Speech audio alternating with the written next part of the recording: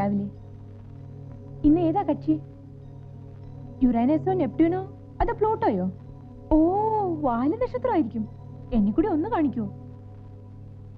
വാല് നക്ഷത്രമല്ല, വാൽ നക്ഷത്രം, കോമറ്റ്, ഹാലീസ് കോമറ്റ്. വാല് മുളച്ചു വരുന്നതേ ഉള്ളൂ. ചുമ്മാ പുളുവടിക്കാതെ ഏട്ടാ. പകല് നോക്കിയ വാൽ നക്ഷത്രം കാണാൻ പറ്റില്ലെന്ന് പത്രത്തിലുണ്ടായിരുന്നല്ലോ. ആ ശരിയാ, ഞാനും ഏതോ പത്രത്തിൽ വായിച്ചിരുന്നു.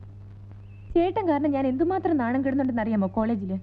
വക്കീല് പരീക്ഷയും എഞ്ചിനീയറിംഗും ഒക്കെ പാസ്സായ നിന്റെ ചേട്ടൻ എന്താടി വെറും മാനം നോക്കിയായി പോയിന്ന എല്ലാവരും ചോദിക്കുന്നത്. മാനം നോട്ടമല്ല, നീ അവർക്ക് പറഞ്ഞു മനസ്സിലാക്കി കൊടുക്കണം. വാന നിരീക്ഷണം, അസ്ട്രോണമി. ഈ സൗരയൂഥത്തിന്റെ രഹസ്യങ്ങളുടെ എല്ലാ ചുരുളുകളും ഒരു ദിവസം ഞാൻ അഴിക്കും. നീ കണ്ടോ? അഴിച്ചോ അഴിച്ചോ. മാനം നോക്കിയിരിക്കാതെ എയർപോർട്ടിൽ പോയാൻ അച്ഛൻ പറഞ്ഞു. ചേട്ടൻ ഡൽഹിയിൽ നിന്ന് വിളിച്ചിരുന്നു കുട്ടികൾ എവിടുന്ന് പോകുന്നെന്ന്. ഫോർ എക്സാമ്പിൾ, ശനി അഥവാ Saturn, the planet of mystery. അമേരിക്കക്കാരും റഷ്യക്കാരും തലകുത്തി നിന്നിട്ടും 13 ഉപഗ്രഹങ്ങളെ കണ്ടുപിടിക്കാൻ പറ്റുള്ളൂ. പക്ഷെ 14 ഞാൻ കണ്ടുപിടിച്ചു.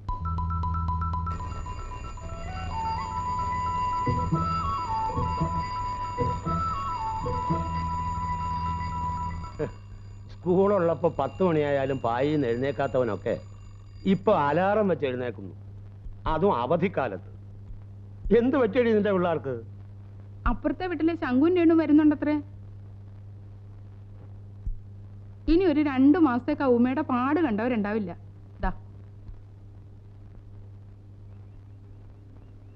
അച്ഛാ, ഇനി വയസ്സുകാലത്ത് ഇവിടുന്ന് തലയും കുത്തി താഴെ വീഴണോ? വയസ്സോ? ആർക്കാടി വയസ്സായത്? അല്ല, ഈ വയസ്സുകാലത്ത് എനിക്ക് ഇതൊക്കെ കാണേണ്ടി വരുമല്ലോ എന്ന് ഓർത്തിട്ടാ. അങ്ങനെ പറ. അച്ഛാ, ചേട്ടനെ ഒന്ന് വഴക്കു പറഞ്ഞു. എന്താ കാര്യം? എയർപോർട്ടിൽ പോവാൻ പറഞ്ഞപ്പം പോവാതെ ചുമ്മാ ടെലിസ്കോപ്പിന്റെ മുന്നിൽ കുത്തിയിരിക്കുക.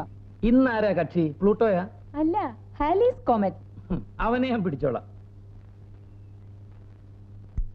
നീയേ ആ ലക്ഷ്മിയെ വിട്ട് കുറച്ച് നല്ല മീനൊക്കെ വാങ്ങിപ്പിക്ക്. പിള്ളേർക്ക് അവിടെ ഇതൊക്കെ കിട്ടുവോ? ഉച്ചക്കുണ്ണ ഞാനും ഉണ്ടാവും.